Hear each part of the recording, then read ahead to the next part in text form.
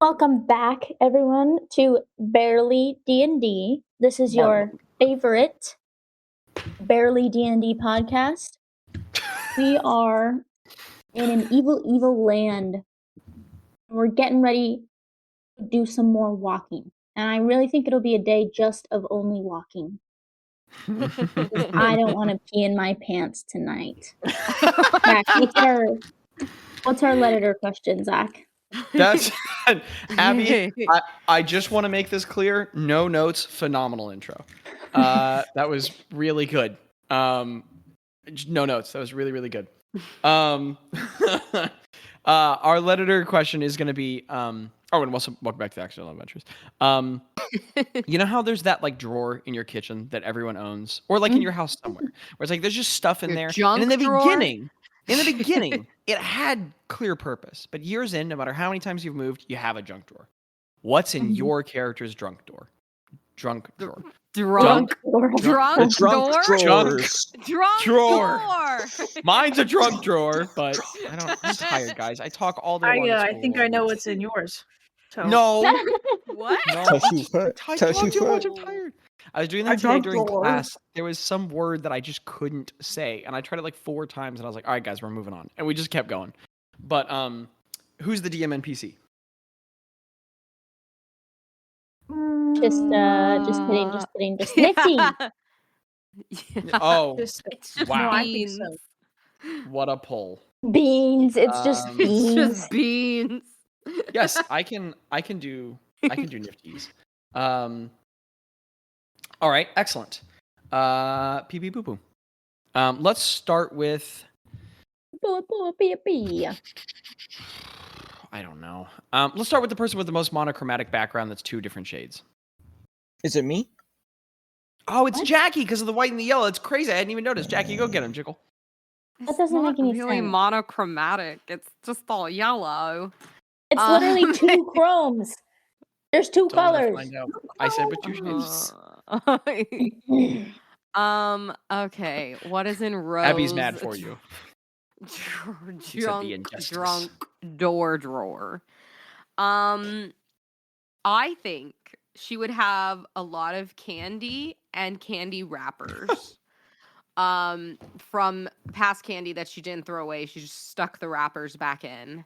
Some loose loot strings, old and new, because she doesn't want to throw the old ones away. Oh my goodness, I buy that so hard. This may be from personal experience. Some loose coins.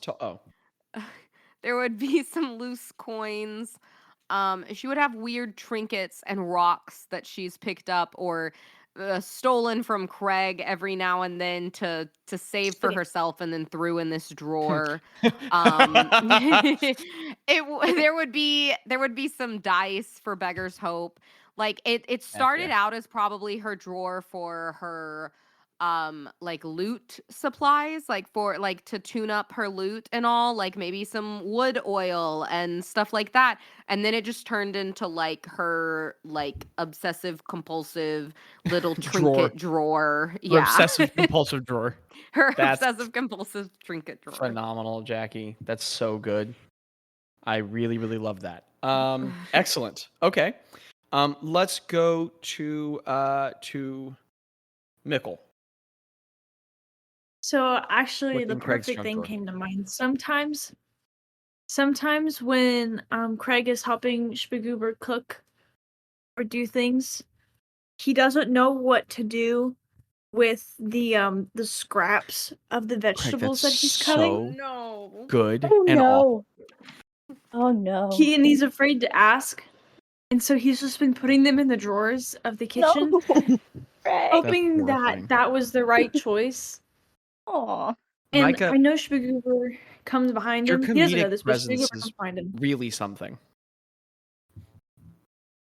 So you open up the drawers and there's always like scraps of like onions and bell peppers and some of them are growing. Some of them are growing new plants if they're too long or There's can't like be baby found. garlic and Or just baby molding. onions. Yeah. So that's awful. He's like decomposting, or no, he is just composting. That is the way. Meanwhile, to say that. Goober can't figure out why Roberts is constantly trying to get in the drawers in the kitchen. Robert, get out of the kitchen, Um, Robert. I also love that it's Roberts plural now for some reason. Roberts. Grickle, what'd you what is Greta have in her junk drawer? Drunk Can only drawer. imagine. Junk drawer. Guys, I'm tired. I see a lot of words. What I think would have whittled bones, some herbs, Whittle bones. and some She's whittled herbs. some bones. Some herbs and some herbs. Some whittled bones that she's whittled. Oh my goodness. Hag territory. Like here. loose paper, like just notes that she's taken, and like she like tore out a piece of her notebook, wrote something down, forgot about it, put it in the drawer. So loose paper, like broken pens, like an ink bottle has spilled in there a couple times, so there's like it's kind of inky, and then like rocks and twigs and like a leaf that she meant to sketch but never sketched. Yeah. So, and whittle bones. She would have whittle bones, I feel. Okay. Phenomenal. Also, Daniel, that looks so good. Let's go with who's up next? Let's go with oh, I can't just put the first letter of your name at the beginning of Ickle. No, you can't. Let's go with I got Abby. She almost spit out her soup. We'll go with the RNG from Ron Grimm. We'll go with Regiggle. Regiggle. Oh, what's Regiggle. I think it's a lot of it's Micah almost getting that joke 7 seconds later. like it's almost like a junk drawer in its truest sense of just didn't find the trash can. And so there's just probably like bits of rope that he's cut off and he's put into the drawer, being like, I'll use that later. And like whatever versions of rubber bands and like rings that he's found and like things that could be useful. Definitely could be useful one day, but never really are. Just like nails that, I could use this in the ship to, put a board in one time. No, you're not. You're just keeping it. And so No, you're not. You're just keeping it. I love that. Yeah. So true. Mm-hmm. And I think it's just like a lot of things that also probably he used to like hoard in his ship in his sailing days, but like probably doesn't need anymore. Being a world-class adventurer, you don't really need these things anymore. Can't let go of. Can't let go of the habit. It's just like, this is such a good piece of rope. I can't give it away. I have to. Oh my goodness, dude. One day I'll put this on something. I'll need it. You'll see. If that's not the truth. That's what it is. If that's not the truth, I don't know what is. The problem with that is, like once or twice a year, you do use one of the things. Yes. And then it's all over. Yes. Once every 2 years is enough to validate that cycle. Because you validate the fixation, and now you're like, well, now I can't quit. Yep. Yeah. Lickle, what does Bazz have in his junk drawer? That was bad. Why did you say that? Sorry, excuse me. Lickle, Every what does Bazz have in his- birthday card that he's ever received. That's both funny and sweet. Okay, I had Nifty. At any given time, somewhere between 13 and 22 spoons. Loose spoons, not in something. Loose spoons. They are different. They don't match. A couple pieces from a broken bowl. Indeed, many beans, dried beans. Some in bags, a number in bags that they've escaped from. He also has like randomly, like a couple of grossly valuable items. Like there is just some loose diamond dust that's now truly dust in the drawer. So like 200 or 300 gold worth of something. That's just dust now, and you'd be challenged to ever collect it. It's just been wasted. There's like fully a gold ring that's halfway through enchanting that's just sitting in the drawer and probably never going to get utilized. there's a single scale, not like a dragon scale, but like a big, like broken fragment of like a plate kind of scale of something. That's like a deep whitish gray that's in there. He also has a little tooth, a very, very, very long, sharp canine is in the drawer. And he has a single little like wire ring. And those are the different, and as well as like 9 or 11 like little scraps of paper with like scribbled notes and ideas written on them that are just shoved in there that he's never going to read again. All right. That is his Abby, calm down. All right. We're going to get to the session. Fangirl in the chat. Without further ado, hey man, plenty of stuff left. Okay, moving on. Abby's spamming the chat. All right. Without further ado, note-taking nerds. This is episode 167. Oh my gosh, 6-7. Jackie. No, we're Dale. adults, Jackie. We're adults. I am the oldest person here. I'm so sorry I did that. I'll see myself It out. really has hit the old people in our world. You know, my pastor, just in order to not make that joke, he said 7-6, 7 or 6. No. And like no. that, we like obliterated him for that in our young adults group chat. It was awesome. So I'm Not adding on obliterated. hit points to the thing. No. The question is, 67 should hit I points. add 67 hit points on? No. No. We're sorry, teacher. We're sorry. I'll We're put sorry. on- I'll put I'm on sorry. I 12. take I'll it put on You back. should. I take it back. You coward. Do it or not. I can't tell you how many times I've heard I that dare you. this year. I dare you, Zach. Yeah. Yeah? Yeah, Landon. Fair enough. Hell yeah. That's crazy because it was an ungodly amount of hit points before. I'm actually going to need a calculator. Hey, what's six? What's a little bit more? You know, if we could do it, we can Holy do cow. 67 more. I think Yeah. this is now the most I agree. raw hit Robert. points of an Robert. enemy that What's the title maybe of the the Warriors episode? of the Well have fought something with more episodes. With more hit but points. what's the So title of the episode? I've decided to change the name, not as of just now, but while we were talking at the beginning.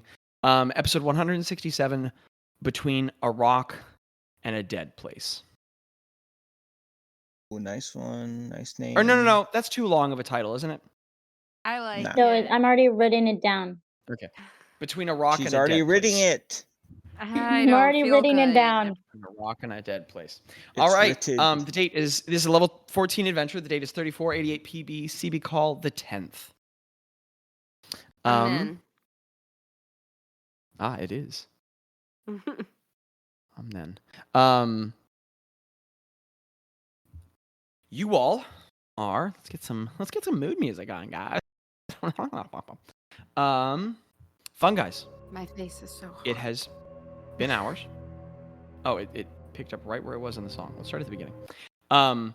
You all are traveling through the jagged, sharp throat of a ravine that is this like tear in the earth.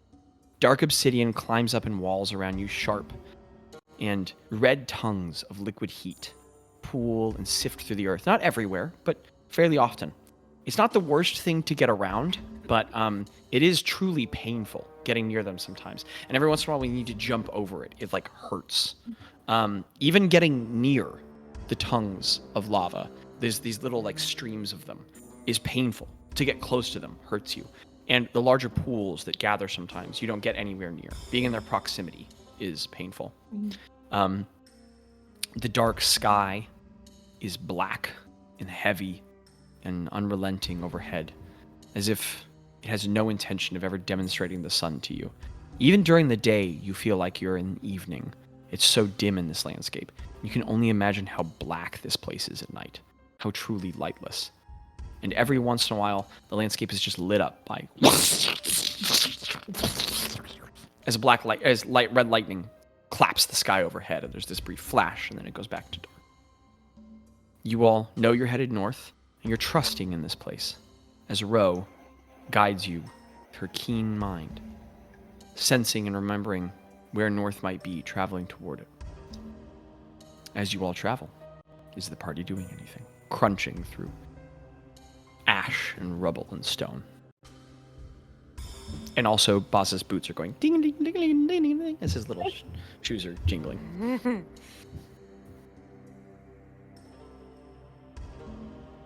Just walking. Just walking. Excellent. I'm scared to say anything else. Just don't say 6'7". That's the one thing. I didn't know what it would do to you. I think Rongrim would try to, like, after all the singing has stopped and, like, it's obviously gone to more morbid territory, I think he'd just be like, oh, that's right. We left off on you singing. We did left off on singing. You just like, I feel like this is a place no mortal should ever be dwelling.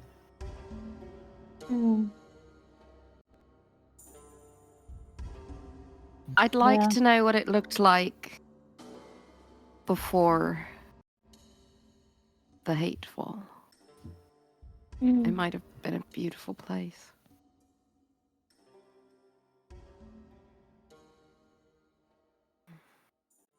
Sure it was. Omega seemed to have made good things. Gretta is practicing, like, just, like, almost meditatively, but not in, like, a fun, happy way, and like a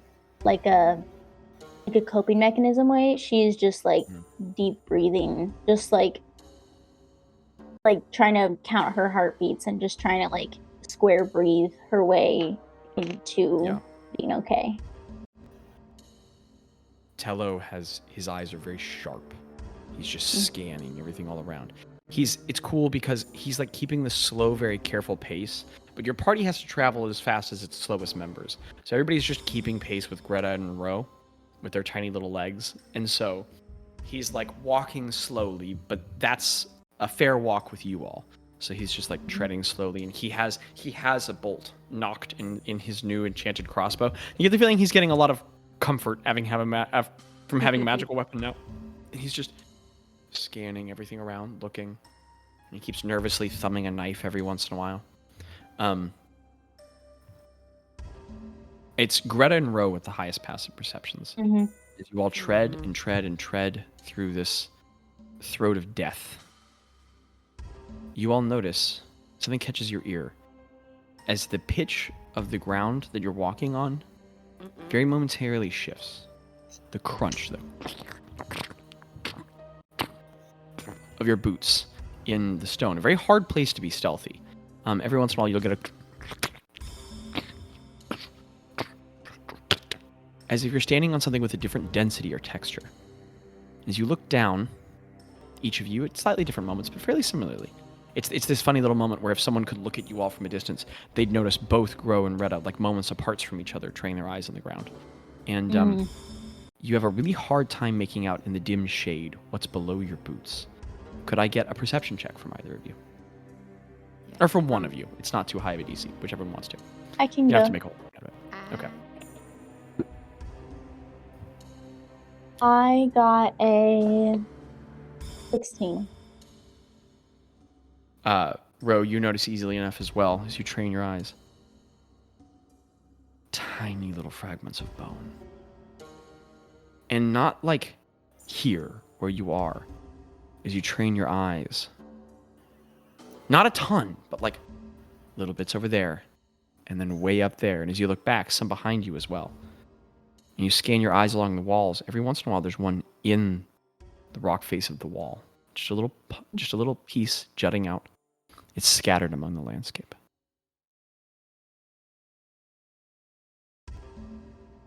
What kind of bones? Like all kinds? The fragments are so broken and small, Oh. it's really unclear. Just the fenestrated, bleached, white remnant of life. There's Truly no. raised and scattered. They're bleached by the sun. I mean, bone.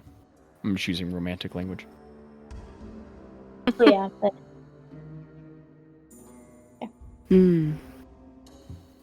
I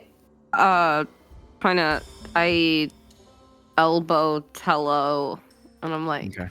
I can't point. He jumps just a little bit and he goes, Sorry. Sorry. No, it's okay. Just on the edge. I like- What is it? kind of point to it. I don't even say it. I just like point to it. Huh. Lovely. And then he like curses a really foul curse in Insidian that Greta picks up. And he just like tests the tension on the strings of the crossbow a little bit and then goes back to scanning the cliffs. Can I just say that because Craig grew up and like was very familiar with living underneath ground level and being used to caves and stuff, this is like the upside down of his world. Like this is the like dimension. So he feels like a weird sense of like familiarity with the environment. But also like a sense of unease that this would be what it was like if his like home was taken over by Zorgrim. Like if his home was taken over, like this is how it would feel. So he's like walking forward. I think that he's near the front. He's like walking forward, sensing. Am I right in that, or did you have me play somewhere else? No. Yeah. Well, first of all, where you all say you are is where you are. So absolutely. It was just curious because I had also placed you at the front. I figured that's where you'd be. But I'd like to think that he's taking notice of. Can I say that he's like, because he's familiar with this kind of place, he's like taking notice of his surroundings in a way that's like, that's like a regular. I don't know. I think that he's just paying attention to things that are irregular and things that are regular in his surroundings of what you would expect in this terrain and what is more from this land. And what's most unsettling, Craig, as you study all this stone, kind of you can't help but drink it in. So much of it is almost right. So much of it are the pieces of a landscape. But it's been deteriorated in a very unnatural way. Magic ripped this place apart. And the destruction of what should be is clear all around you. Craig, as you scan your environment, could you give me a perception check? Yeah, absolutely. Do I get this at advantage or just regular? I mean, there's no mechanical reason for you to have advantage. But I liked what you said so much, so you can take it.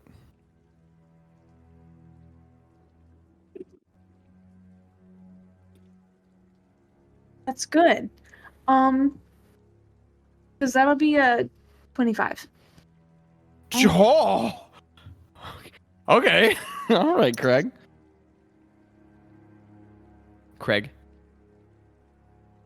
You look all around the landscape. Every once in a while, I'm being warned about the skies. You guys look up every once in a while at the clouds, but none of those dark shapes have returned. And Craig, you're trimming the line of these like shelves of obsidian that jut out from the walls. As you do, you're fascinated by the way they break at the top of the cliff, the way that they like shatter and drop so suddenly. Because usually at the edge of a cliff, you get like gradual weathering, right? Because wind has to. That's not a rock. And Craig, you can't help but stop with your foot as you train your eye, silhouetted by the shadow from behind, as the light of the day is really fading down and it's starting to get hard to make anything out here. There is something, someone at the top of the cliff looking down at you. And Craig, as you taking a short breath, you like whip your eyes around and you look. There's a couple of these shapes. Landon. There's a couple of these shapes along the edge of the cliff, watching quietly.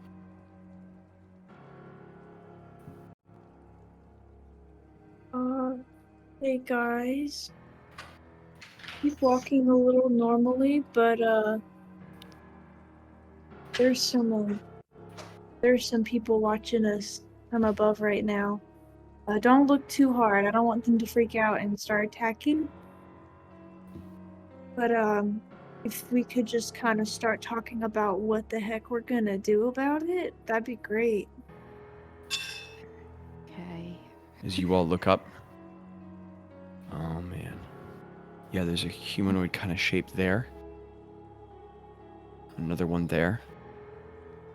Another one there. Someone thinks to look to the other side. They're on the other side. They're on either side of the ravine. They're lining you. Another one there. Another one there. And then suddenly, there's a flash of red lightning from overhead, and as they illuminate the space. Wait. Oh no. Can I say I have prepared? I've like got my weapon out and stuff, and I'm like, I've already like, once I saw them, I started to like prepare defense. Question? Because I did see them before they acted. You can. Okay. I'm gonna make a check. Go ahead and do that. Okay. I just say you take right, Craig. I'll take left. Craig, as you draw your sword and begin, I assume you're using Cosmic Instrument? Yeah. As you draw your blade and begin preparing magic over it, you hear from above a voice. And a couple other voices respond, and you watch as little lights of magic light up from above. And you get the feeling that they saw you take out your sword and begin to cast some sort of a magic over it. And right as the lightning flashes that I was describing, and all the light lights up. Oh no. 1, 2, 3, 4, 5, 6, 7, 8, 9 Kuatoa lining the cliff's edge. And right as the lightning flashes, one of them points a rod down toward you and launches a guiding bolt, and I need everyone to roll initiative. What?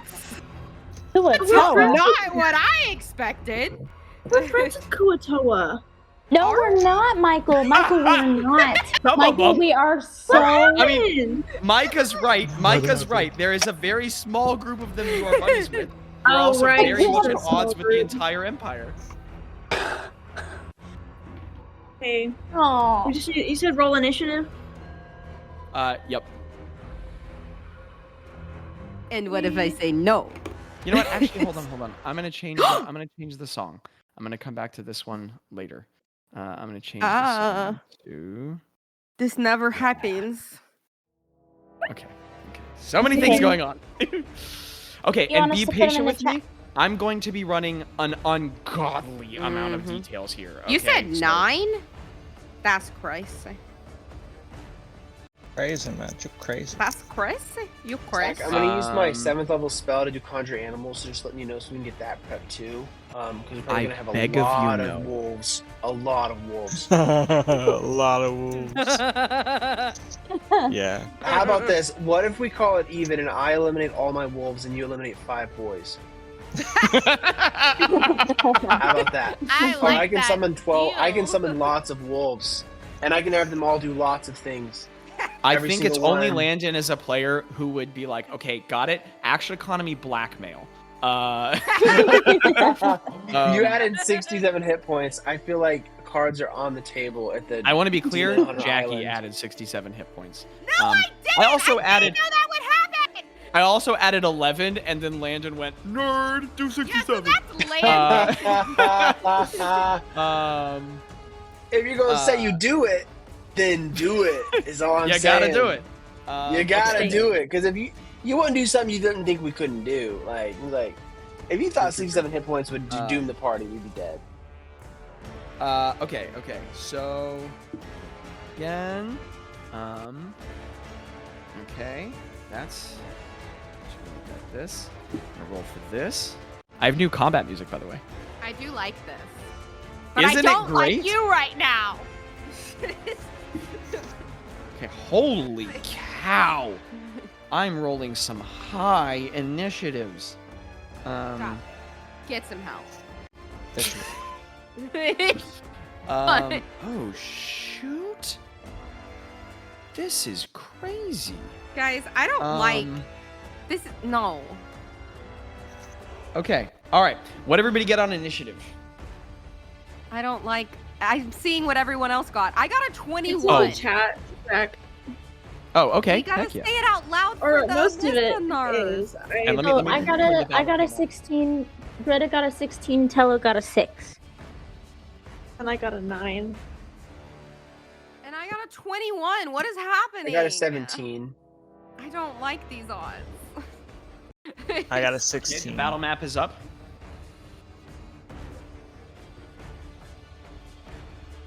Well, I want to see. And I don't mean to brag, but it is awesome. It is. That Dude, looks that is so dope. horrifying. I'm gonna poop in like. Why is it glitchy for anyone else, or is that my own? It's like kind of Glitchy for dull, me, too. right? Yeah. Yeah. It's I not, think this I has don't to know be if one of it's the you best or maps I've me. ever done, too. I think it's all Zach's fault. We If all. we boosted the server, it would look better. But I know we're all poor. How do you boost a server? You know how to Money. boost a server? Yeah, it's been a minute. I'll figure it out. You Keep pay going, guys. money. Yeah, You I know pay you money. pay money. It's such a bummer because I think this is one of the best It looks maps I've good ever now. done. I'll send you guys pictures after. I know, but the Yeah, details send are us a real picture of it. A beta one. Not This one is of my those fake coolest map ever. ones. Yes. We need to know if Imagine it's real it or being really fake. awesome. This is such a bummer. Anyway, Bazz, would you get on your initiative? 17. Okay, and Rungrim? 16. Okay. Ro, what is your dexterity? My deck, like my modifier or what? Yes. +1. I have a 12 dex. Okay. Are you asking for my saving So- throw or just my normal? Nope. Okay. I have to figure out who goes first. They also rolled a 21. Oh. No. Okay. So that's that. Then we have... How I never in the top 3 people going. Yeah, this initiative did not go y'all's way. This is let me tell you. silly. Oh, no. This initiative did not go your way. Okay, next Bad, is bad. gonna be Bazz. Rongren, what's your dex modifier? +2. Greta, what's yours? My dex modifier is +2. I'm gonna need some rollies here. Rollies. Need you guys to roll off. 8. I got a 10. What'd you get, Abby? I got an 8. Okay. Gonna be Rongrim, then Greta. The most thrilling part of combat, while the DM slowly writes initiatives. Okay, but now it's getting a whole lot simpler. Okay, that's this guy. Then we have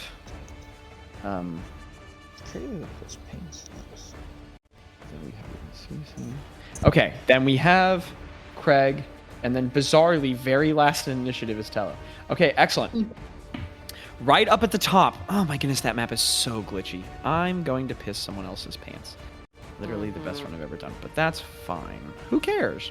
Well, I can't send you guys pictures because this is my phone doing it. Anyway, we'll move on. You have a general layout. I will describe it with my wordsies. So where you all are in your position, you have. Hold on. Let me try something really quickly. I'm gonna try moving it down closer to what.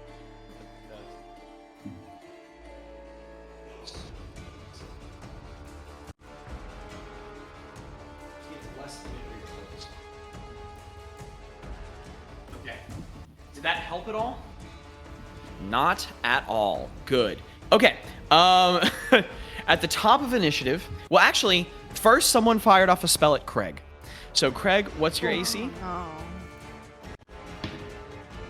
21. Well, that's a 26 to hit. So you are going to get hit with a 3rd level guiding bolt. Abby, how many d6s is that? A guiding bolt is It's 4d6, right? yes, radiant That's damage. 2 more, so I need 66 radiant. Oh, baby. Okay.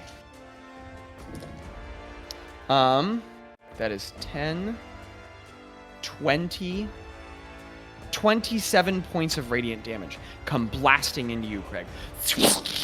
As this line of sort of like Hey, wait. fiery lead never light. mind, go ahead. Nope, you go ahead. This line of fiery red light burns into you and sears against your chest. And you are... the next attack to hit you has advantage. Okay. Now, at the very top of initiative, are so all around you, Kuatoan foes line the cliffs, having followed you, hunted you somehow. Oh, Karkrin must be getting desperate. And as you look up at the cliffs, you recognize Kuatoa, the squat, muscular, purplish fish people. But this is different. It's not all the faces you recognize. You can see these two pale white tokens here, and I know they're not too clear in the glitchy map, but these two pale white tokens look like priests, but more heavily adorned than you typically recognize. Then this large white token here is this Kuatoa who is like draped in like gold and silver jewelry and has these like highly iconographied like scars across their scaled body, and their fins are longer and sharper. Then we have here these three sort of like silvery blackish colored ones are Kuatoa warriors, but they're like they have like war paint all over them in red, and they have these really large weapons that look like they're made from like massive teeth that have like symbology written on them. And they're like more muscular than you're used to. Then there are these three like large brownish golden ones they're like Kuatoa if they started to carcinize, if they started to become crustacean. Their round fish-like heads are squaring and growing hard spined points. Their hands are replaced by massive pinching claws, and they have hard armor protruding from their body. It is these who are first in initiative. So, each of these three... Oh, I don't like that. No, sorry, it's no big deal. Each of these three, I don't have enough rings for this, so I'm going to use a couple rings I don't typically utilize because they're a similar-ish color. Each of these three is going to roar out this chittering cry. Their mouths open up, and the folded mandible jaw parts of crustaceans like a clitter, chatter, and click, and they are going to jump down into the canyon, and all three of them are going to begin foaming at the mouth and bleeding from their eyes as all of them use a bonus action to rage to the faithful. And all three of them are going to start raging. That's scary. This one is going to jump down to here, and then it is going to get right here next to Ro and Tello. This one's going to jump down here. 10, 15, 20. It's going to jump over the lava stream, so that'll take another 5. That's 30. Which movement do they have? Okay. So this one's going to get right up on Craig. And then this one's going to 10. Big mistake. 30. Okay, he's going to have to use his full dash to get right in Bazz's face. Then they are going to... okay, so because they're in proximity to there and there, they are both going to take some fire damage. No, different amounts. This one's going to take this much fire damage. Oh, shoot, that was a high roll. Okay. They are... All right.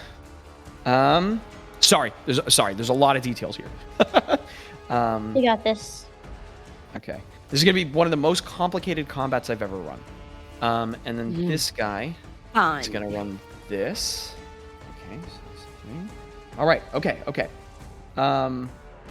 So they both land thudding down into the canyon. The stone like landing up around them. They don't look perturbed. And as they run, they pull themselves across the ground with their claws as fast as they propel themselves with their legs, and they're just... And as they run up to you, both of them launch themselves over the lava, and the heat from just being near it, from not touching it, begins to burn them. But you all notice as the heat doesn't seem to do quite as much damage as you would suspect. They don't seem to care as much as you would think. All of them are going to make attacks. This one is going to make 2 attacks against Ro. Of course it is. Okay. Ro, what is your AC? 13. Okay. I rolled a 3 on... Oh, well. No, yeah. Oh, no, advantage rolls too. Okay, so that's going to be a 17 on the first attack, and...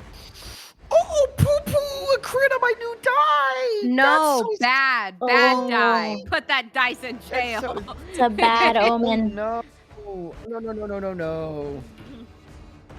Okay, for the Are first they attack, recklessly attacking? they do appear to be. Perfect.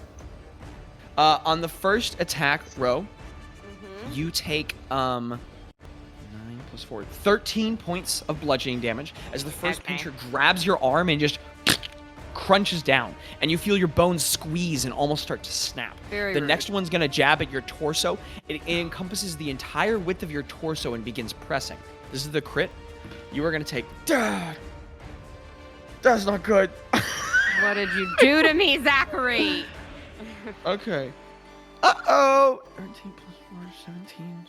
You take 34 points of bludgeoning Oh my from the second attack gosh. as it And which crunches one- down around your torso. Which ones are these? I'm so sorry. These are trying the to, like, crab-looking see. dudes. Yeah, the weird. Okay. Sick. Yep. Now. advantage attacks 47 points of damage. Holy crap on a against- cracker. That is. I rolled. That crit was bad. Okay. This next one is a 27 to hit Craig. Followed up by. Oh! Does an 18 hit Craig? I can't hear you, Micah. Is Micah here? Micah? Are you audible? Can you hear us? I don't think she's here. Oh, there you are. Oh, there she is. No, she's there. Micah, Hold does on. an Did I 18 cut hit? out? Micah, Did I does an cut 18 out? hit? Can you guys hear me? Yeah, you're cannot back hear now, us. but you did cut out. Can you hear us, Micah? Yeah. Does an 18 hit?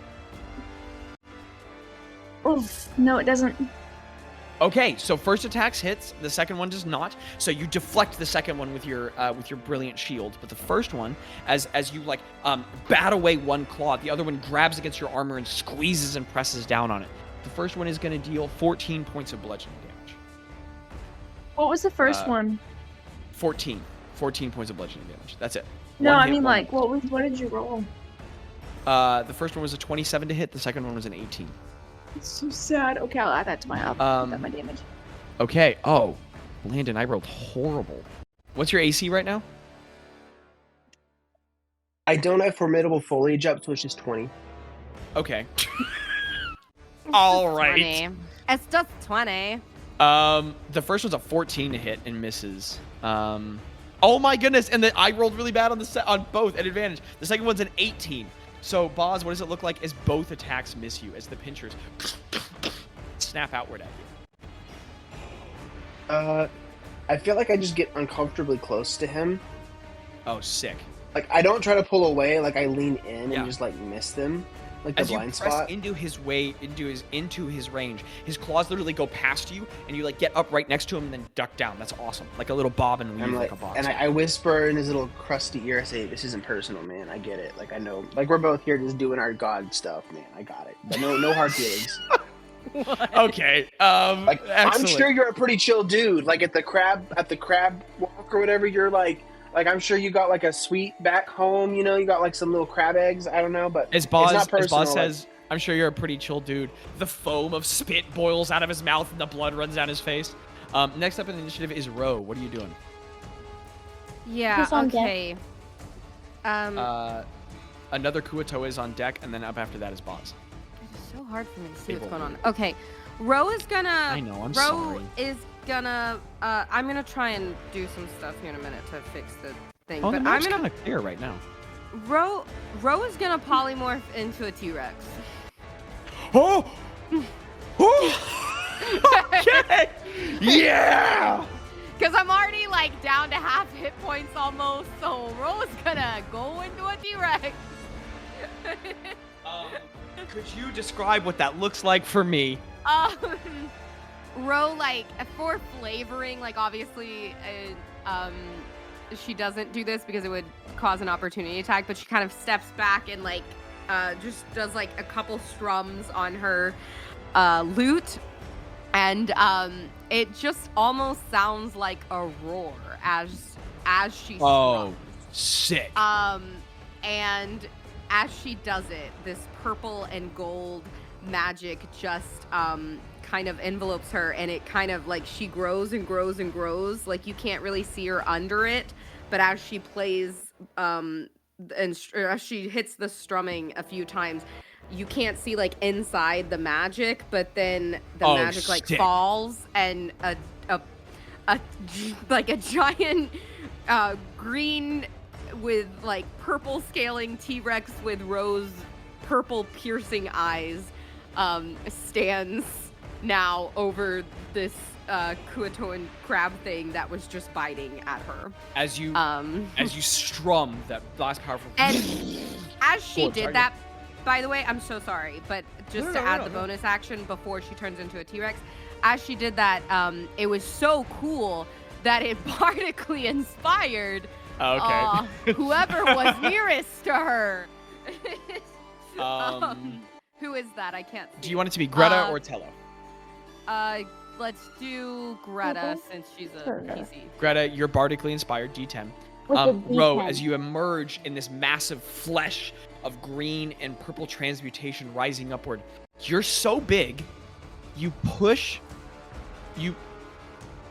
I don't know what that was. Feel free not to do it again. That's you're so large that Gretta, Tello, and the Kuatoa Carcinized get pushed out of the way. What was that?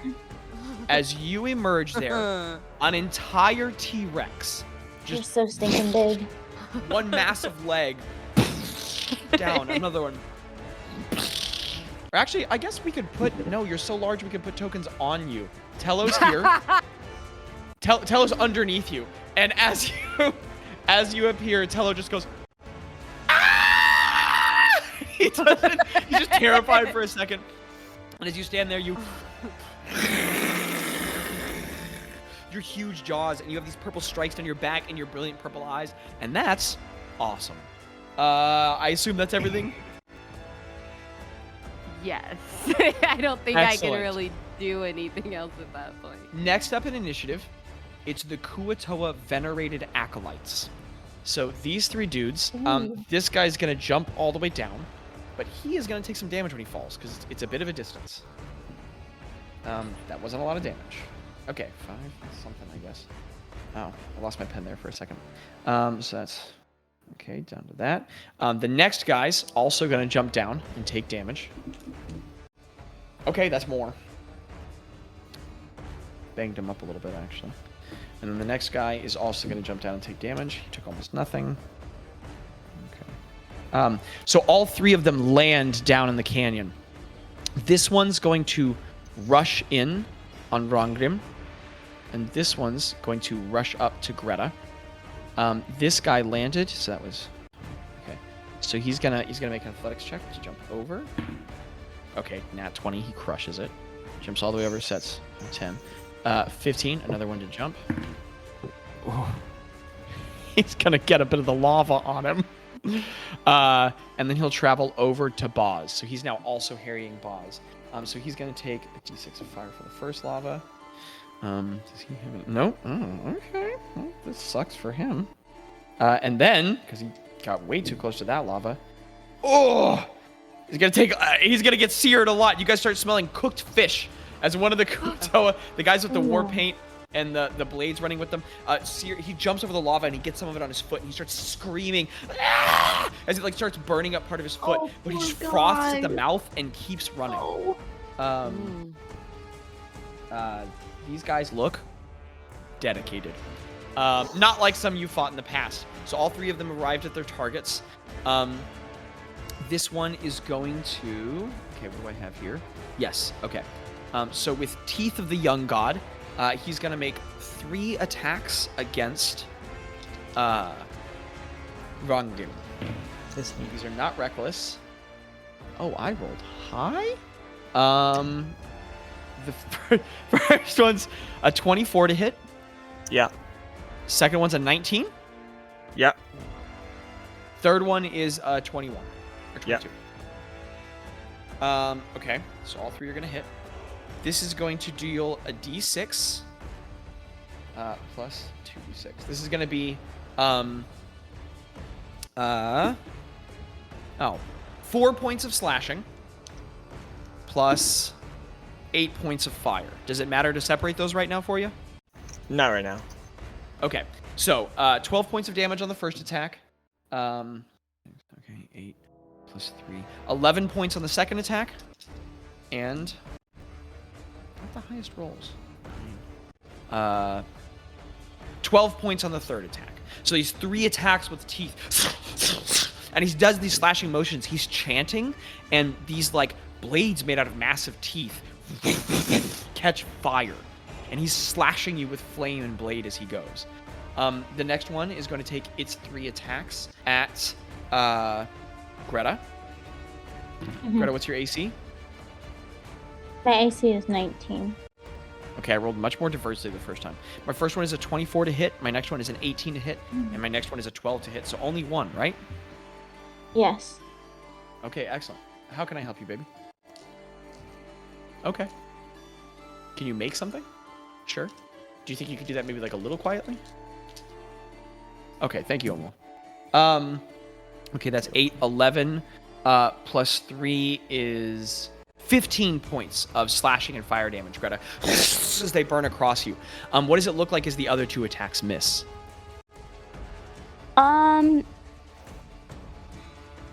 What am I being attacked with?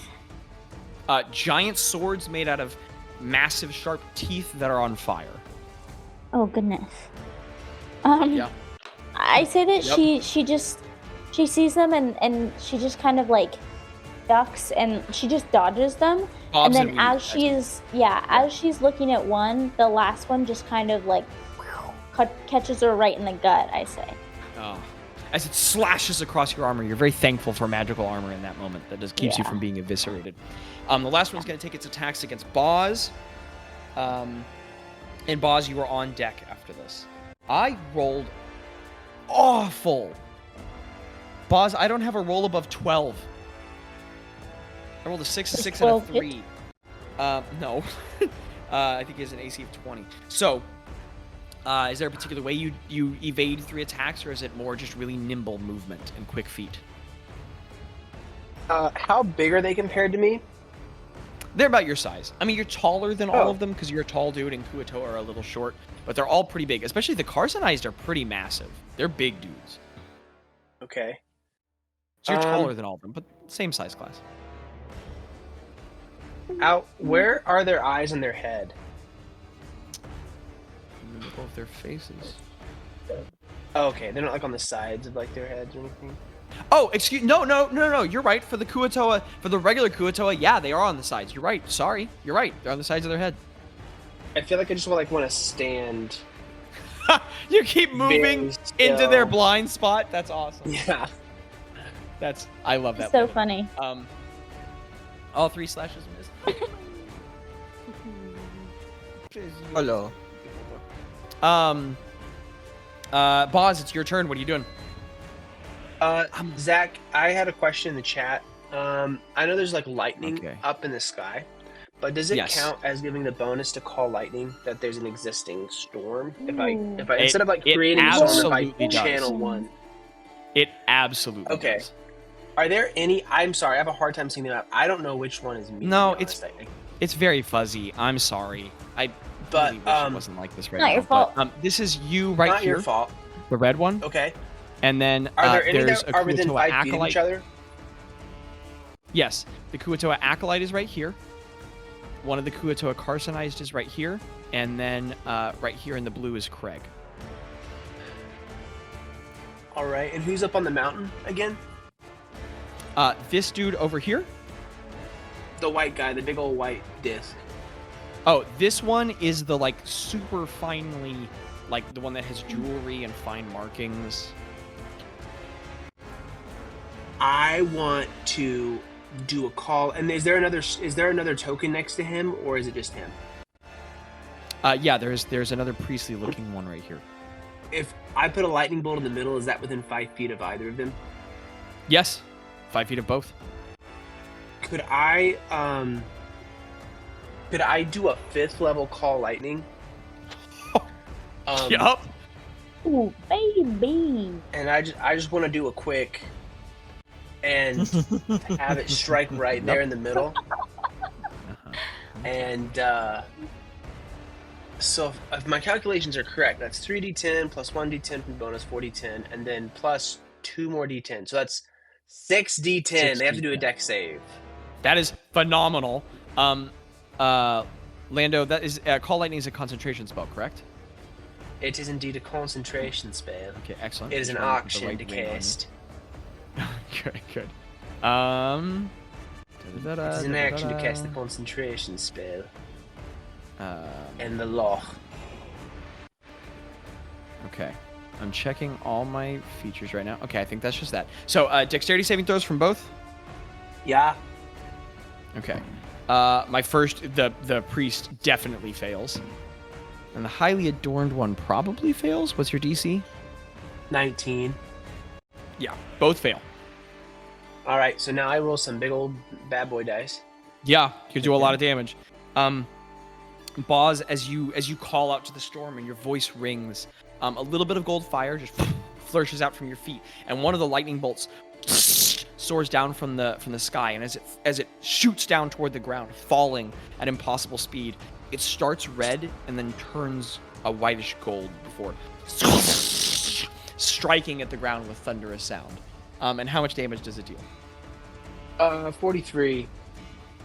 That's a lot of damage, my guy. Wow, that is that's a lot great. of damage. That's a lot of damage. It's pretty good. I didn't have a single dice below 5. That's a great roll. Nice.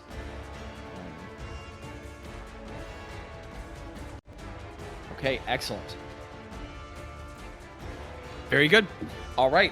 Anything else with your turn? As a bonus action, I am gonna look at Kuatoa in front of me, and I'm gonna say, "I'm just kidding. I don't think you're a chill dude. I think you're actually kind of stinky." And I'm gonna cast Vicious Mockery. Phenomenal. Wisdom saving throw, right? Yeah, wisdom saving throw. I rolled a 3 on the die, and his modifier's not good. He fails. Oh yeah, he feels it, man. He was starting that. Honestly, he may have just been missing on purpose, because we just had like a bond, like a man moment, you know, together. So he has to take. Okay, let me do some damage. That's not as good as the Call Lightning. 6 psychic damage, and he has disadvantage on his next attack roll. Phenomenal. That's really good. Okay. Excellent. Rongrim, it's your turn. Gretta's on deck. 1,000,000%. The one who came next to me, I look stoically in the eyes with a glimmer of a smile crossing my face as I enter into my rage, just solemnly. And I look at his small little body and I say, "I've killed bigger fish." And that's a barbarian line. That rocks. When I enter my rage, the 3 spirits come around me, and I bring out Remnant, and in a cold, swift motion, I bring out the other sword that does not look like the sword that was in my sheath to anyone who's next to me. To the big T-Rex. I don't know if you can see that small, and he's got bad eyesight, but got a big head and little arms. It's the sharpest of swords, and it looks very Kefkin at the end of it. I don't remember exactly. I was trying to look for how it looks. I got you. If you want to describe that later, but I bring it out, and I just look at this guy and I stab him twice. Heck yeah. With a 28 and a 28 will hit. 32. Yes, my guy. And I deal. Do I need to separate fire for this guy? For the guy in front of you, you do not. All right, 22 on my first, and 32 Excellent. with my second blade. That's So a lot of 54 damage. damage altogether. That is quite a bit of damage, Daniel. 54. No additional bonuses. You all watch as Rongrim drops the dope line. As he starts to build and his strength builds with anger. You watch as these 3 spirits spill out from him. One is sort of orangish color, another a little blue, another a little green. They're like humanoid soys. Humanoid size. And as he pulls that navy blue Damascus trident with the gems in it from one side. It sets ablaze with fire, and as he pulls out the sword opposite from the other, it's like a platinum gladius, like a Roman gladius blade. And it's like a platinum kind of color, and you can see the symbol of Kefk on the bottom of the hilt. Anyone proficient in history who wants can make one if they want. You strike immediately at the Kuo-toa in front of you, and as you do, the trident jabs into its gut, and as you stab into it, that like purplish silvery blood spills out from his stomach. You take the other blade and you just, and as you bring it down across, you chop off his left arm, and he loses one of his attacks. He looks like he's at death's door. He looks like he's falling apart, and more importantly, Rangrim, from where you stab him in the gut, he looks up at you with hate in his eyes, and he says something in a language you don't know. And he looks weirdly triumphant, and as the blood pours out of him, you're watching little sparks of energy come out of his stomach, and from where you cut off his arm, little energy bolts, reddish light come out of his shoulder. What'd you get on your history check, Ro? Can I do one since I'm a T-Rex? No. Greta, did you do one? I shouldn't have asked. I'm sure Greta did. Can I do a history, please? Yes, you are proficient in history. I would like to do that. Dang it, stupid T-Rex, not knowing no history. And it'll be your turn in initiative next. Then we're gonna have some I more got a Kuo-toa, dirty 20. Dirty 20? And then it'll be who? Okay.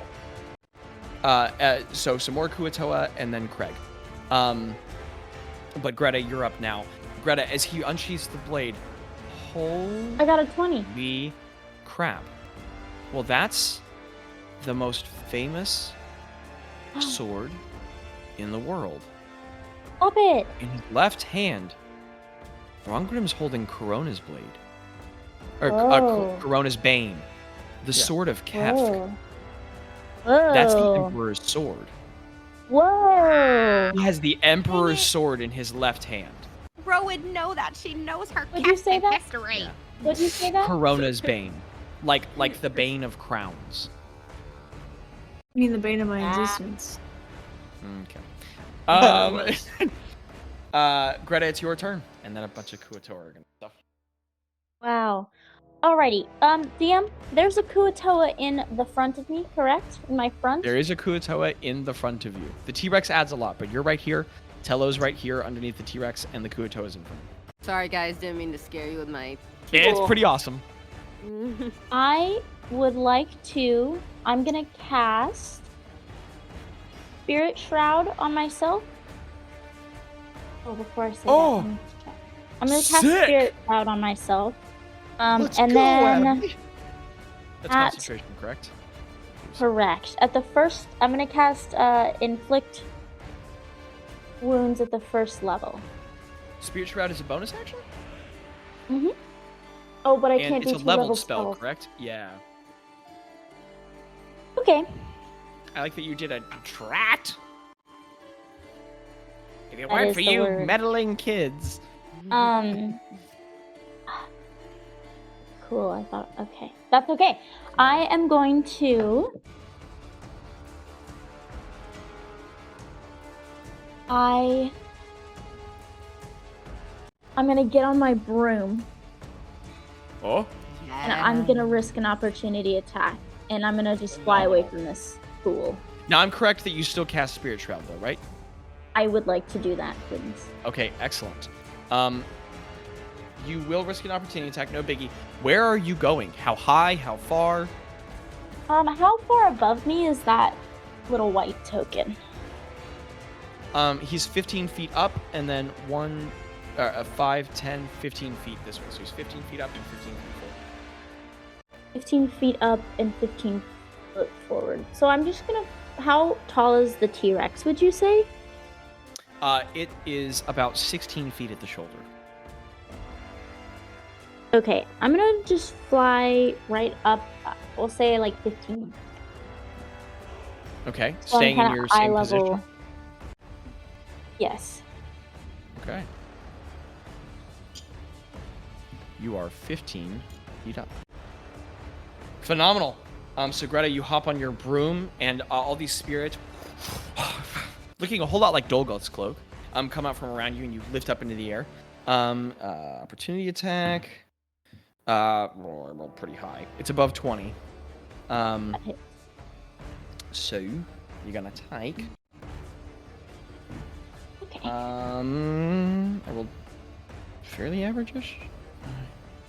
12 points of damage from Fire and Blade as he sweeps up and cuts into your leg just a little bit. Thank you. And you That was the end of soar my up in the turn. broom. Okay. Next, it is the Kuatoa Exalted's turn. The very well-dressed individual is going to Oh, man. mess some people up. Hit me You're out 15 there. feet in there. He'll take you up on that bet, Craig. He's gonna move. Well, she'll move 5, 10, 15, 20, where she still has a view on the battlefield, but she moves backward, stumbling back. She looks heavily charred from the lightning bolt, but not, she's still on her feet. She stumbles backward. She grips a symbol around her neck, and she shouts something in Kuatoa no one can understand. Adrazanin Garza! And she points at Craig. And then she reaches out an arm. She hisses something, and fire escapes from in between her lips, and she's going to point forward. And she's going to put a fireball right here, which is within 20 Right where? feet. Right Right where? here in the air. Right here. And that is within 20 feet of Greta, 20 feet of Rorex, 20 feet of Bazz, 20 feet of Craig, 20 feet of this Carsonized, and 20 feet of this Exalted. Meaning? And she is going to cast that. Everyone's going to need a dex save. Yep. She's going to cast that at 5th level. And she'll go ahead and use...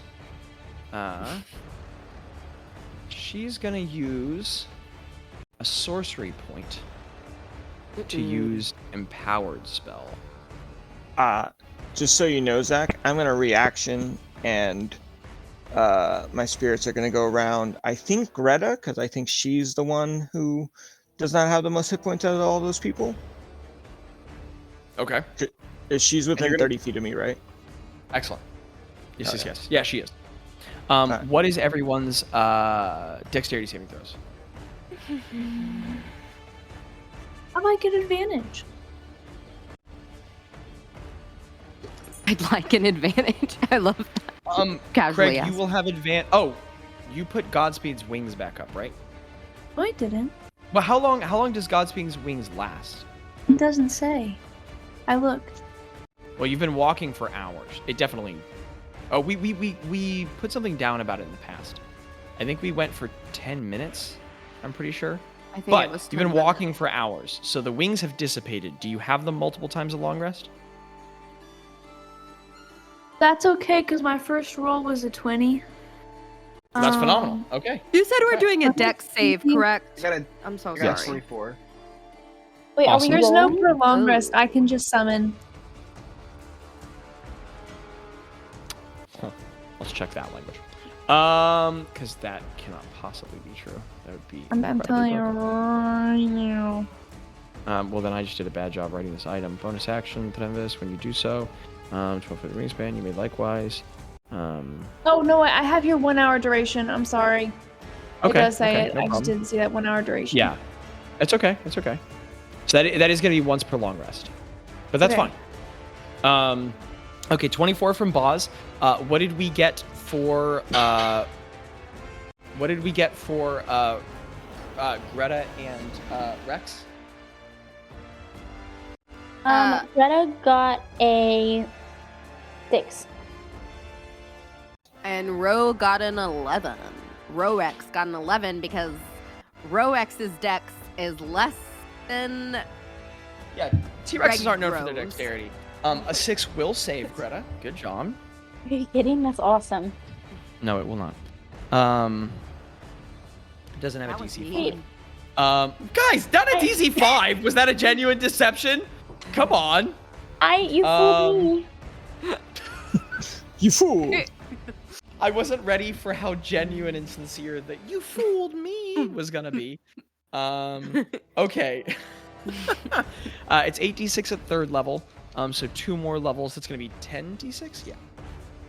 Wait, so what? that is. Wait, who all failed? We all failed. Oh yeah. Sorry. Craig and Bazz both fail. Wait, how did we fail? Wait, what did everyone else get? Craig and Bazz both save. Okay, there you go. And Ro and Greta both succeed. I'm doing my best, guys. You mean fail? Both the. You guys, no. You know how numbers work. You know what I mean. You obviously understand the relationship here. You know who succeeds. You know who fails. Back to my math. 12 plus 11 is 23. Okay. I do have the minus for Gretta's whenever you say the full. Excellent. She's The minus for Gretta's? 33 plus 12 is. Oh. Alex, I'll explain. That is 45 You points know. of fire damage for Greta and Rorex. I'm so glad I'm a T-Rex 20 right now. And 22 points of fire damage for Bazz and Craig. And So 5 points of 45 damage fire. for Rorex and Greta. 22 points of damage for Bazz and Craig. And Greta, you can take 16 points of that damage off, though. Oh, so thank you minus so 16. And the person takes 16. Ooh, The that's caster. cool. T-Rex row is very helpful when it comes to hit points. Is there now? I'm just checking, Daniel. Is there any range on that dealing that damage back to them, or if they're like 4,000 miles away, it still deals the damage back to them? I'm pretty sure it just deals the damage back, but I will think it check does. once more. I believe it does, but the caster is 5, 10, 15, 20, 25, 30, 35, 40, 45, 50 feet from you. But I also think that is the language of the ability. I think it just works. The attacker takes an amount of force damage equal to the damage your shield prevented. Okay. All right. What's the amount Just of the full takes it. damage, Zachary? Sorry, Bazz? What was the amount of the full damage? After you saved, it was 22. Okay. I rolled an 11 on my con save, so that's great. Great. Good. Rorex needs to make a 22 con save.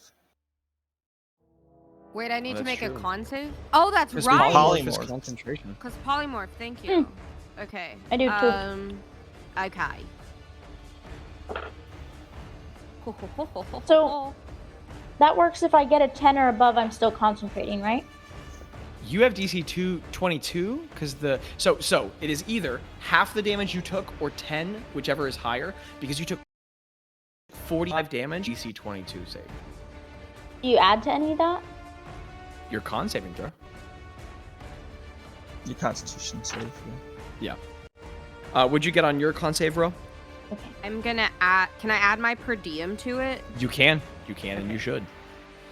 Well, Because- also Gretta's is a little lower because 45 minus 16 is 39, right? So half of 39 is True. No. It's 29. 45 minus 16 is 29. 29. Half of 29, half of 29 is 14. So you need to beat a 14, Greta.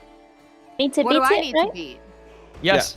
You're good, Greta. Oh, Rowena Well, I needs to 22. beat Did a you 22. roll? I still need to beat 22. What did you roll? What did you roll on Yeah. your die with the number added on? me? Me. Well, I rolled an 18, but I added my per diem and I rolled a 4, so I got a 22. Excellent. You have maintained your concentration. You are still polymorph. Excellent. Okay. That was the Exalted's turn.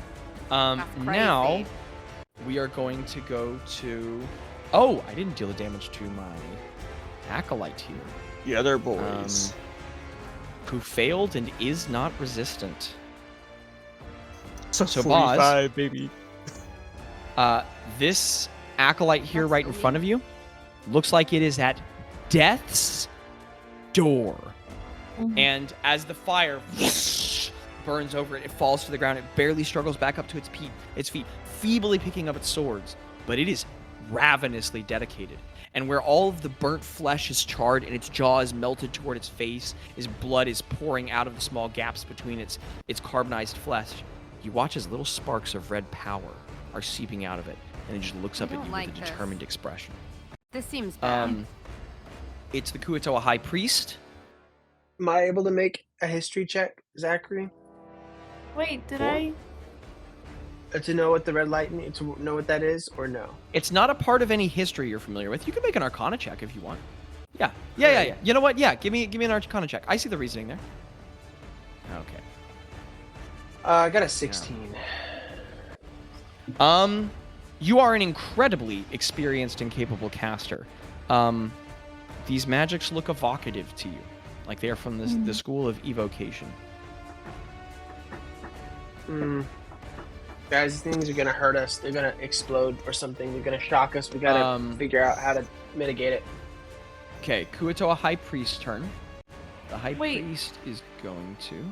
Am I mistaken? And I thought that I was on deck, but I could be on deck next. Maybe I misunderstood. You are on deck next. Okay. There are 2 Kuo-toa ahead of you. They rolled really great. Yeah, sorry about that. Stinkies. It is going to... Let's see. I do a little pissy right in my pants. I do a little pissy, but I don't use my hands. No, 60 feet. We'll save that. It is going to cast...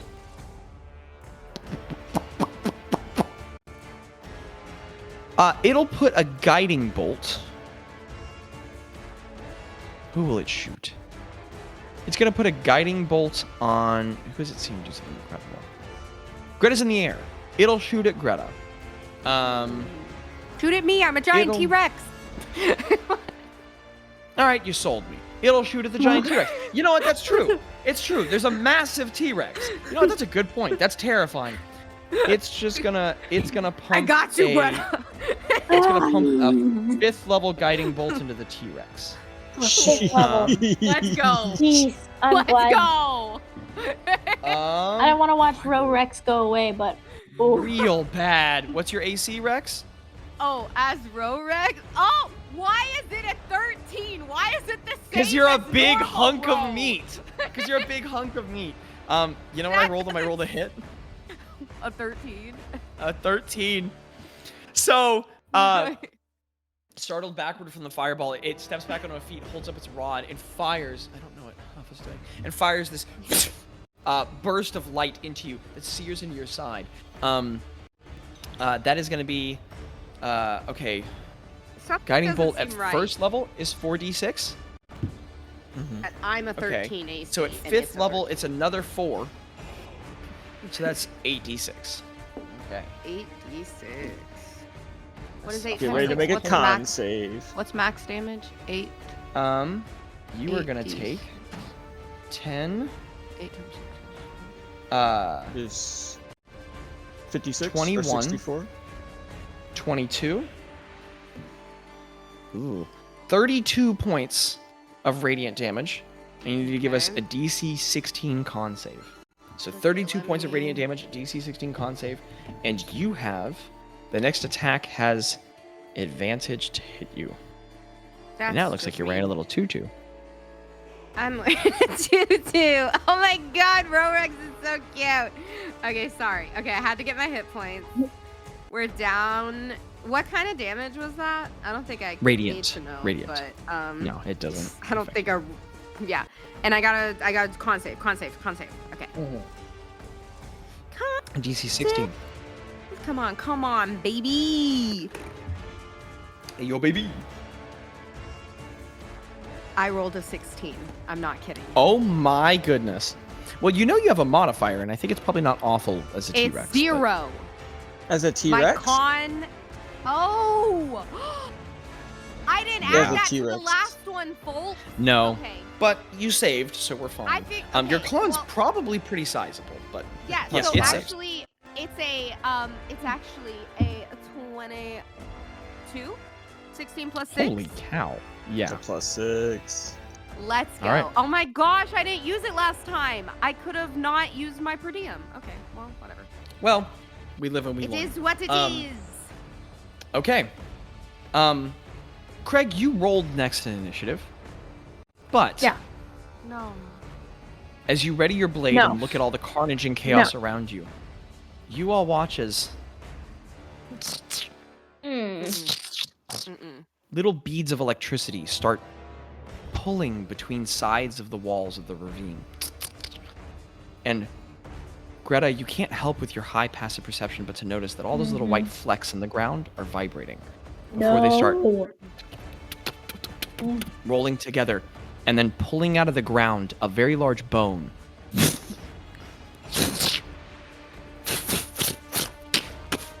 And they start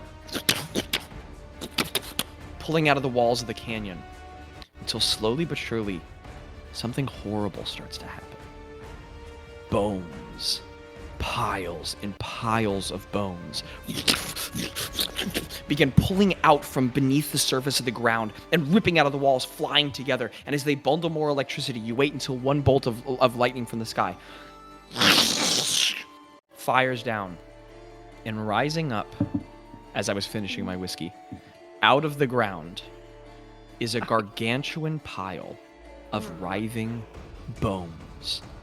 Lightning bursts back and forth from it. It has no clear center, no clear head, no clear torso, just a horrible writhing mass of the once living.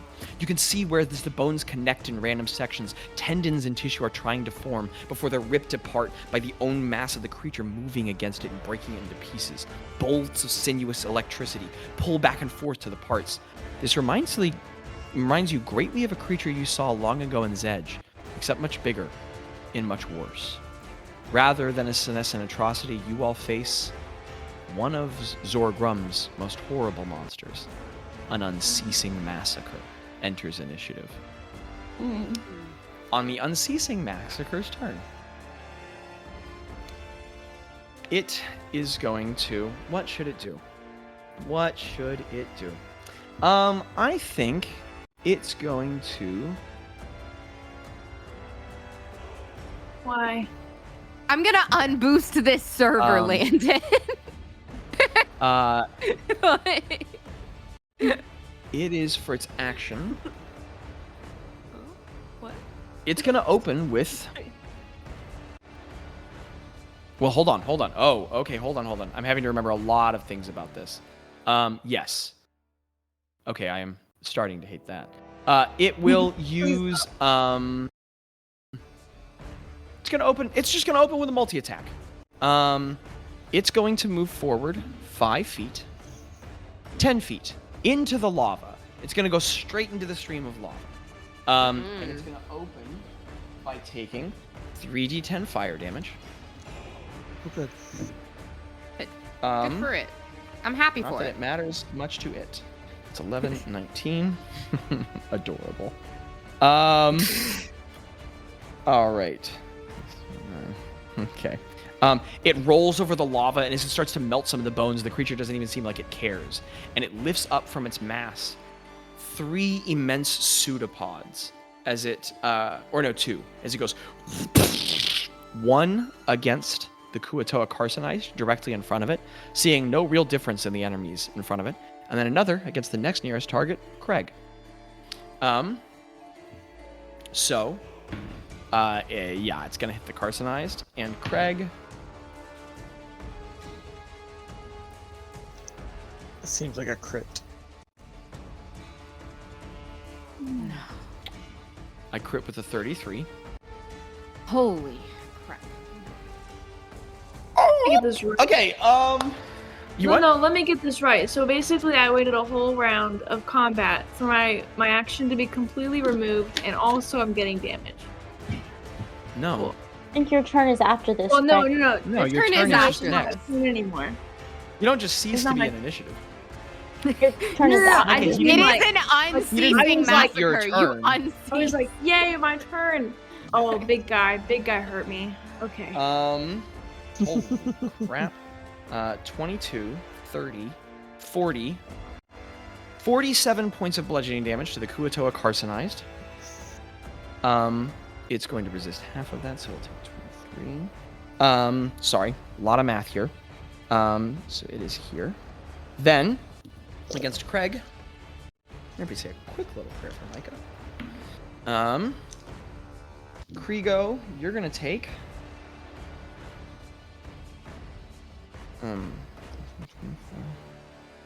24 plus 18 is 34, 46. Craig, you're gonna take 82 points of bludgeoning damage as the massive bones come slamming right down on top of you. Oh! 10-foot wide path. That damage is going to hit the Carcinized as well. So it also takes another 82 points of damage. Which is going to take to 40. Okay. Well, Craig, as you are pounded into the ground by thousands of pounds of dead matter, so is the Carcinized next to you. And it looks awful. It is after the pseudopodic arm lifts up and raises back into the massacre. You look over, and the Carcinized has 2 broken legs. It has 6. It has 2 broken legs, and part of its head is smashed in, but it's still frothing at the mouth. That's the Unceasing Massacre's turn. Craig, it's yours. What are you doing? Yay! I'm going to. Well, shoot. Okay, I'm gonna do my healing potion as a bonus action. Not okay, which one? The supreme one. Okay. Just the regular one. What is the regular one? It's the one that I didn't use for greater Greater healing potion, 4d4 yeah, plus and 8 I healing. did. Yeah, and I did look at my sheet again. I did have it in there. It was just at the bottom, so I didn't see it. But I did have it. Okay, awesome. I trust you. Okay. I trust you. So 44 plus 8. 44. Also, Tello is up on deck, and then we'll go back to the top of initiative. 1, 3. 9 plus 8. 9 plus 8 is 17. That's not really great, but that's okay. That's pretty good. It's pretty good. 41. Okay, I'm at 41. I'm at 41 hit points at this point. Oh my gosh. It's not good. This is the first round. Wow.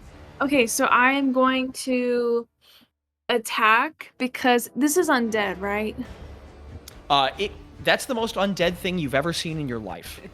Yeah, I was like, this is You've never seen a thing that undead. These are bones. These are literally this is a mass of bones. Okay, so I'm gonna do I need a roll to hit for Storm Splinter. Are these regular attacks, or are you launching the ranged attack? Is it within? It's melee, right? If you step 5 feet forward, you'll be in melee with it, but that will also not provoke any opportunity attacks from the 2 creatures next to you, because you'll stay within 5 of both of them as well. Okay, cool. I'm gonna move a little bit closer to it. Okay. Scary and probably not good, but it's okay. I am going to roll to hit. Okay. Okay. Are we using any divine smites or no? Oh yeah. I'm gonna get to that, but I want to make sure that I hit. Understood. Well, of course. Hey, I love that priority.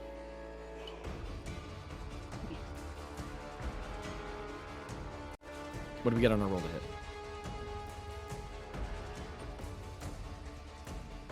So that's a 22 and a 19, and I used my per diem for one of them. Both will hit. It strikes you, Craig, as you slice into it. It's highly exposed. It's a massive structure, and as you carve into it, you're surprised how easy it is to strike into its mass. It doesn't seem to you to have a very high AC. Oh, shoot. I probably should have used that per diem then. It's okay. Well, we don't know. We don't know until we know. Alright, there's a lot of damage that needs to be done. Done here? Because I'm going to be doing it at my level 4. Level 4. I mean, But what also are you saving it because for? it's dead, Yeah. because it's an undead, that adds another D8. So that'll be a 7D8. And then also I have the 3D4 for melee attacks from Landon. Yep, you're within range of Bazz. Yeah, just give me one hot second. Can you do me a real quick Yeah. favor, Micah?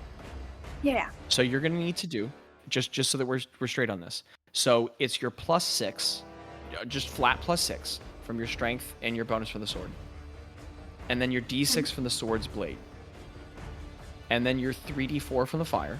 You've got all that right. For all of your radiant damage, I would appreciate if you gave that to me separately.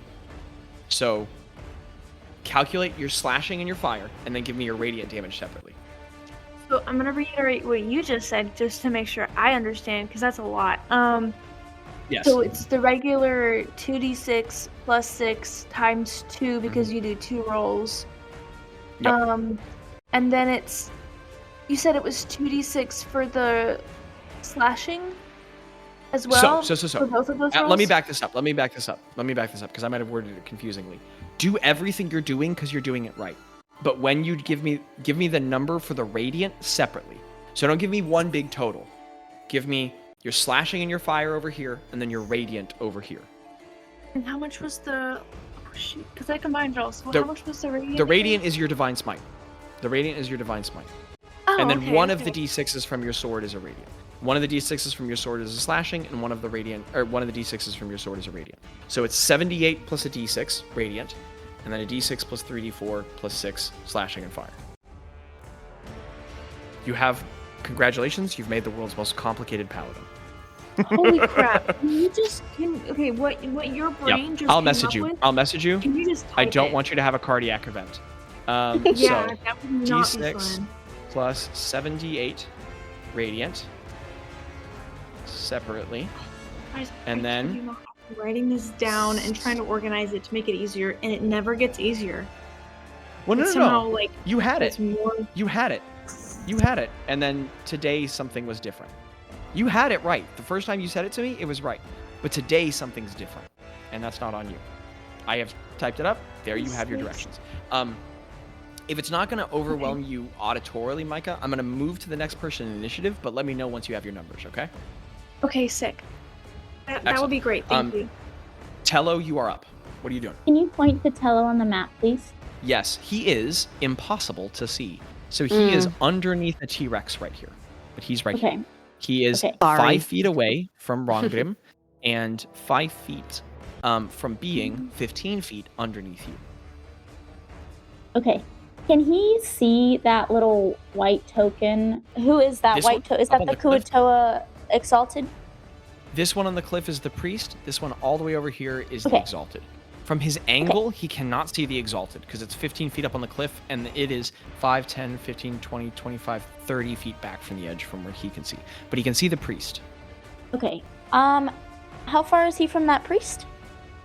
I imagine he's within 5, 10, 15. Yeah, your crossbow, anything within 80 feet is a regular roll hit.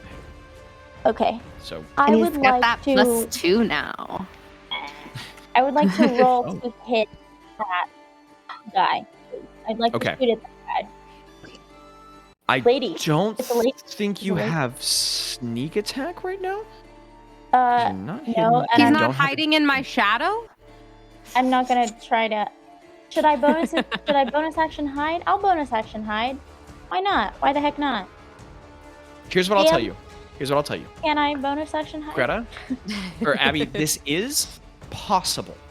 So you're at the bottom of a ravine, and the priest is up over you. So he has excellent line of sight on you. However, it is very, very dark, and this battle is complete chaos, and you have a literal T-Rex towering over you. So I'm gonna say you give me a stealth check. This is DC 20 to successfully hide right now. Okay. But it can be done. That's a 23. Phenomenal. Okay. So I'm going to. That is advantage on attack, and I get to use my sneak attack. You guys have only had 6 rolls tonight under 15. And only So 11 that is rolls a- under 20. Does a 24 hit?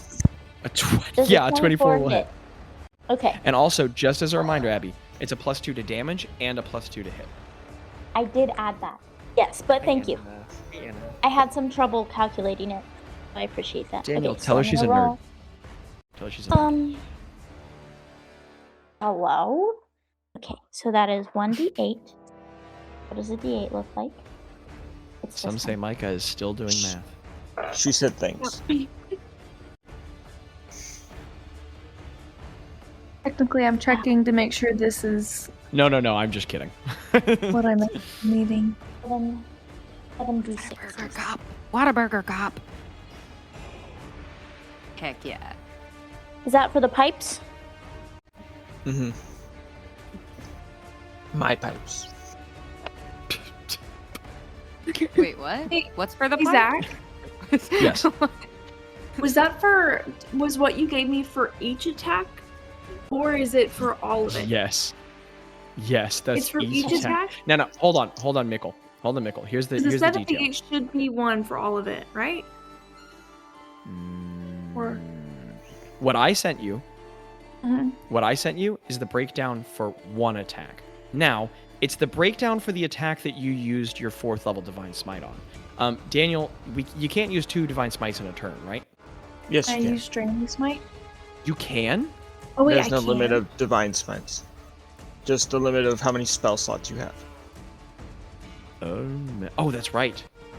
So, Micah, how many 4th level spell slots do you have? I think I just have one, but let me double check.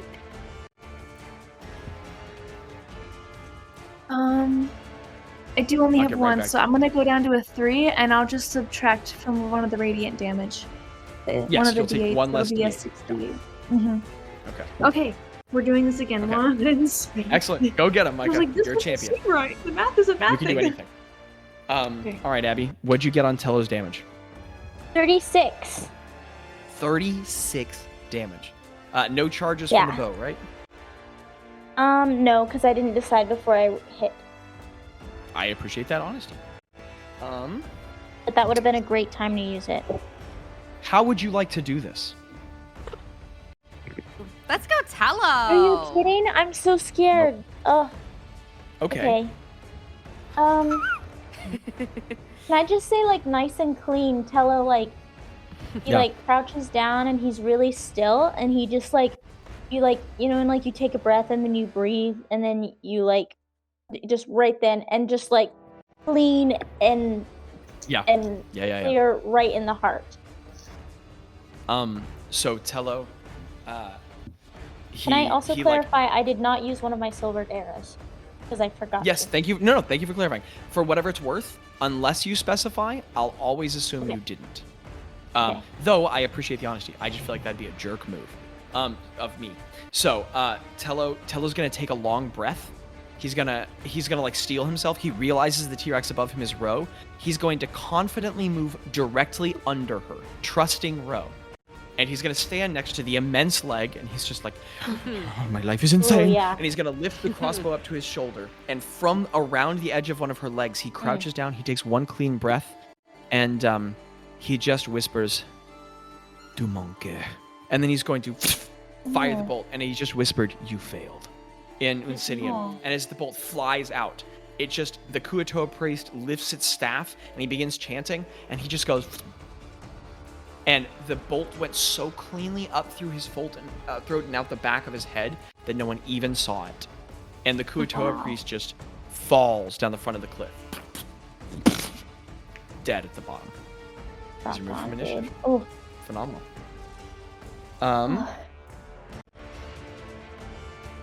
Okay. Okay, Craig. Do you have that damage? Right. Yeah. I need Okay. to find. I need to add the separate ones. Hold on. Okay, I can go to the next person. No, I'm just. I put it in a Okay. way that I just have to copy and paste and enter it real quick.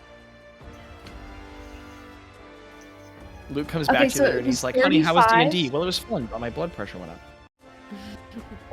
Okay, 35. So it was 35 radiant damage, and then 64 regular damage, a total of 99. You got 35 regular, and there's 35 radiant and 64 regular, even though you rolled more die from radiant? No. Could I be right in guessing that it's 35 regular and 64 radiant? Because you rolled... Wait, no, you're right. Hold on one second. I did copy and paste the wrong thing. Thank you so much Micah, for catching that. If the numbers are still 35 and 64, we're good. Okay. So it's a 64 radiant, 35 regular. Total of 99. Micah, can you see your socks? I don't have socks on. You might want to get some, because they're about to get blown off. Craig. Something. What does it look like? It was awful. What does it look like? What does it look like as you make these attacks? Go ahead and describe that for me. And then I'm going to tell you something you're not prepared to hear. Okay, cool. So I'm going to take. I didn't even think about this. I'm gonna recall the memory of the vision that the Maker gave me, where I became flesh and blood. From bones to flesh and blood. Wow. And I'm gonna run this memory.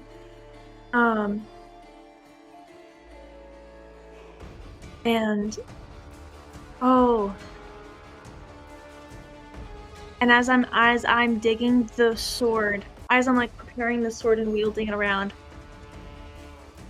I'm gonna say this is a mockery of the life that the Maker gives. Oh, Micah, that's so hard. That rocks. That's awesome. Craig, as you deal your blade backward, or as you plant your heel backward, and you slash your sword forward, Star Splinter, it's like platinum glade with that lapis lazuli marks in it. Lights up with fire, and you slash once, and then you slash again. Each slash, as you slash, it burns with the golden fire, but as it strikes the creature, it's like when it heats the creature ignites. And it's like as you slash through it, cutting away massive swaths of bone, the pieces of its structure that you slash away crumble to the ground and fall out of its mass. Bones are raining down around you in fragments. But where you slash it, fire is... It is catching fire.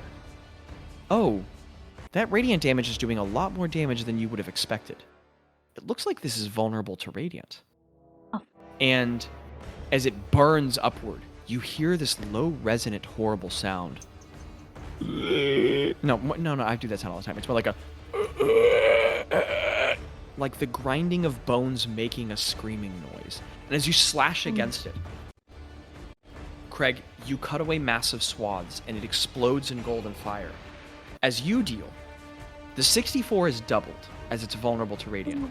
And you deal a total of 163 damage. The new Barely D&D campaign record.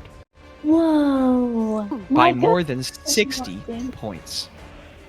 Wow. Micah, you now hold the third place all-time damage record for both campaigns, and the fourth place all-time damage record for any Barely D&D content, including the time that Yeppen mega beamed Rongrim's character and then he fell out of the sky to the ground and died. You just dealt 163 points of damage. Dang, can I get some of that in my hit points, please? Can I have some of that back? Back to the top of initiative. No, you cannot. Back to the top of initiative. Let's switch up this music. Yeah, let's go back to this one. Okay. Just gotta check some quick deets here. No. Okay, we're fine. At the top of the initiative, it's the Carsonized again. So they are going to press inward on you all. The one that was here against Rorex is going to run back against her. It's manic, Ro. It seems to have absolutely no sense of self-preservation. And it is going to make 2 reckless attacks against you. Okay. Holy crap, Micah, 163 points of damage. I'd be screaming right now if it wasn't almost midnight. Also, just as a quick notification, we're probably going to go a little later than midnight. Well, probably significantly. I'm checking if everyone's on board for that, and if anyone isn't, it is absolutely fine to leave a character sheet available. But with those levels of damage, this combat's not going to last forever. This is a big swingy combat. Things are going to start going down. My first roll to hit on Row Rex is a 16. That hits, correct? Mm-hmm. My second one, I'm so very sorry, is a crit. Boo! Boo! Stop critting. This is not I don't remember roll. which fight it was, but a while back, that curse on me broke. Don't like it. Don't like it. The first strike row is going to be 12 points of bludgeoning damage. Okay. Second one is going to be 7, 14, plus 4. 18 points of bludgeoning damage on the second one. No. Okay. 26 points of bludgeoning damage on the second one. Sorry, I did my math wrong. Hold on, let me do some maths. And then I know I gotta roll a con save. But, yes. 2 con saves. Oh, it's true. 10 and a 13.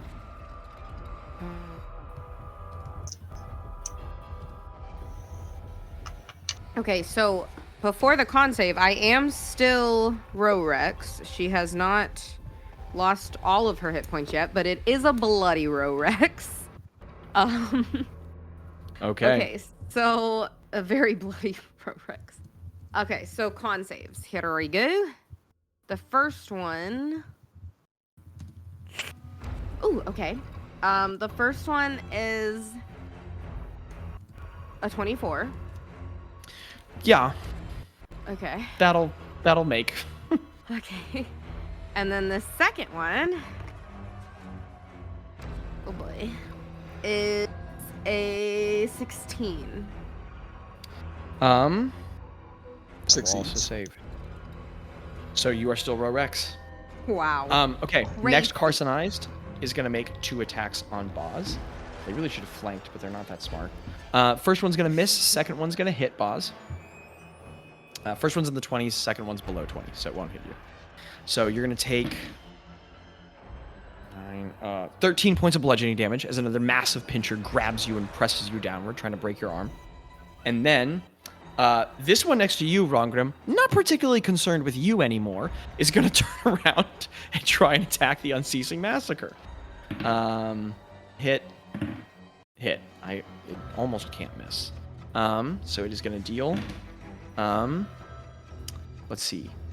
8 plus... Daniel was 8 plus 4. 14. 9 plus 4 is 13. 14 plus 14 is 27. 8 plus 4 is 12. Going to deal...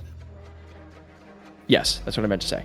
That is what I did in my head. It's not what came out of my mouth, but it is what I said. So it's going to deal 27 points of bludgeoning to the Unceasing Massacre. And the Unceasing Massacre looks fairly damaged. It has some really large chunks taken out of it. It has definitely lost some mass and structure, but the majority of it is very much still together and firing. That's the Carsonized turn. Row is up. It's going to be the Kuatoa Acolytes, and then Bazz is on deck. Okay. So the Unceasing Massacre has taken a great deal of damage, but is still held together. The Carsonized have made all their attacks. Row, with your turn coming up next, we're going to go ahead and cut the combat there. And we're going to leave this as a cliffhanger for next time. So in a couple weeks, we will come back and we'll finish up this combat. And then the following week, we will resume with the rest of the story. So the fungi's there in the deep belly of the ravine, covered by the dark storm, with enemies all around them, who looking, both you and your enemies, all looking half dead, with a massive, unfathomable horror of undeath coming up behind you. In our second round of combat, that is where we are going to end our session. Also, Zach, this is your little reminder that the Unceasing Massacre is going to open by using some legendary actions next time. Okay, excellent. No. We'll cut everything right there. Just forget about it. Just forget about it. That sounds scary. So, That sounds very listener, scary. life is an incredible adventure, but sometimes it's real spoopy and surprising. So remember, you are still a very important part of that adventure. And if you are ever somewhere and a massive pile of bones begins emerging from the ground, you should leave that place. Any final thoughts, players? See you next time. Skibbity wob and dada. We'll see you next time. Skibbity word.